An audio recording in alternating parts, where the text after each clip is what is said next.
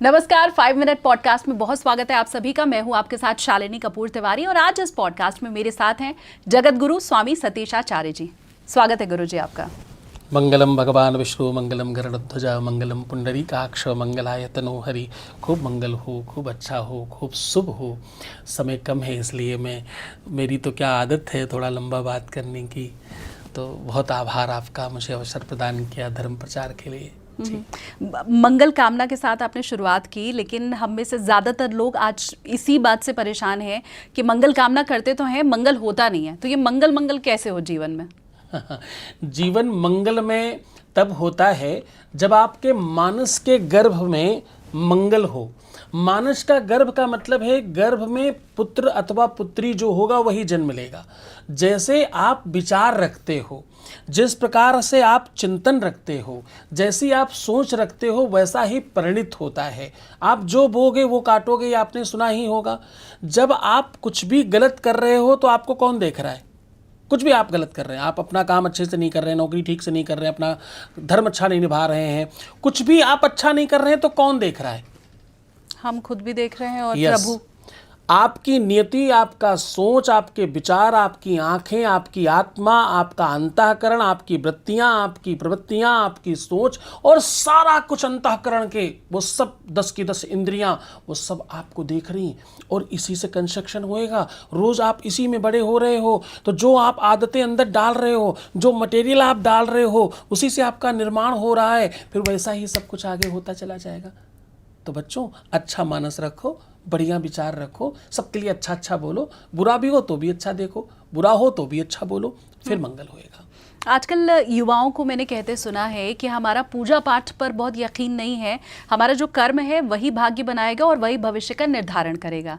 तो क्या कर्मों के ऊपर ही जीवन चलते रहना चाहिए या इसमें पूजा पाठ, भगवत भजन, कीर्तन, दर्शन, इनका भी महत्व रहता है? सबसे पहले तो लोग पूजा को समझते नहीं, पूजा होती क्या है वो उन्हें मालूम नहीं है और कर्म किसको कहते हैं वो भी पता नहीं है। वो तो बस सुनी सुनाई बातें हैं तो कॉपी पेस्ट कर रहे हैं। आजकल लोगों का स्वभाव है कॉपी पेस्ट करने का। कर्म किसको कहते हैं? जो 2 हाथों के द्वारा किया गया काम, हाथों को संस्कृत में कर कहते हैं, इनके द्वारा किए हुए काम को कर्म कहते हैं। ये सत्य बात है कि अगर आप कर्म कर रहे हैं तो कर्म ही पूजा है, इसमें कोई संदेह नहीं।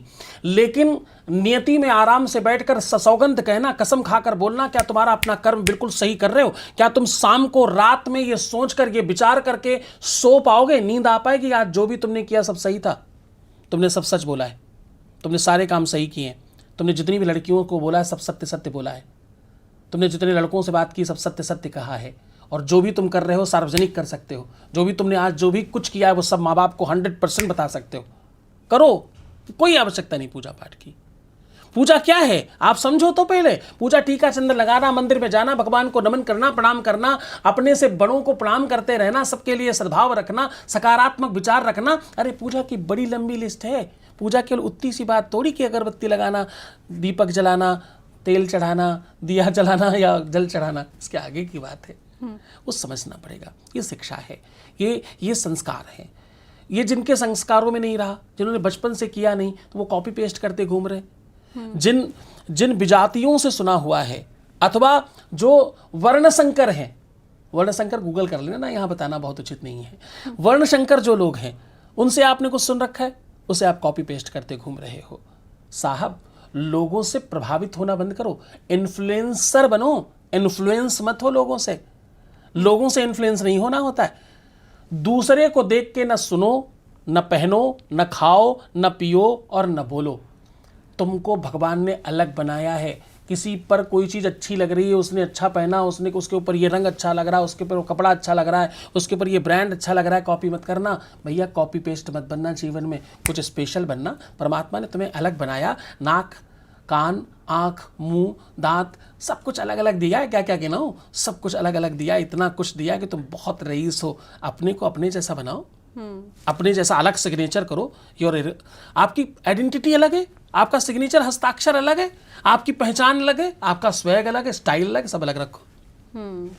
कर्म को ही अगर मैं और बेहतर ढंग से यहाँ समझना चाहूँ तो हम ये सुनते हैं कि भगवान ने पैदा होते समय ही आपका प्रारब्ध लिख दिया होता है, सब कुछ यहाँ पर पहले से लिखा होता है। तो क्या कर्मों के जरिए उसे बदला जा सकता है? कर्म असली में अगर आप बहुत रियलिस्टिक समझो तो वो भी भाग्य का ही अपना एक स्वरूप है। कर्म रूपी वृक्ष में भाग्य रूपी फल लगते हैं। आपके पेड़ में कितने फल आने वाले वो सब सुनिश्चित है, लेकिन अगर आपने उस पेड़ की रख रखाव अच्छे नहीं किए तो वो फल कम भी हो सकते हैं। आपके कर्मों के आधार पर आपको वो प्राप्त होता है। आप जो अर्न करना चाहते हो उसके आधार पे आपको लर्न करना पड़ता है। लर्निंग के अकॉर्डिंग अर्निंग है। आपके सब भाग्य में लिखा है, कर्म प्रधान विश्व रचराखा जो जस करे तो तस फल चाखा। उस वो स्वामी जी ने लिखा है कि तुम जो कर्म करोगे उसके आधार पे तुम्हें भाग्य मिलेगा। तुम्हारे नाम पर जमा तो है, इकट्ठा तो है, रखा तो गया है, पर तुम लेने लायक बनोगे तभी तो। भगवान तो चारों हाथों से, दसों हाथों से, सहस्त्रों हाथों से, करोड़ों हाथों से देने को तैयार है। तुम लेने लायक तो बनो, पात्रता तो हो तुम्हारे अंदर, बर्तन तो मिल जाए तुम्हारे पास। भाग्य में तो लिखा है कि तुमको मिलेगा, तुम ले पाओगे क्या? एक सेकंड में एक कहानी बताता हूँ। भगवान शंकर से माता पार्वती जी ने कहा, सुनो ये भगत बहुत अच्छा है, इसको कुछ दे दो। बड़ी जिद करी। भगवान ने कहा नहीं मानती तो अपनी चुनरी दो। उसमें खूब हीरे जवाहरात नीचे लपेट के डाल दिए।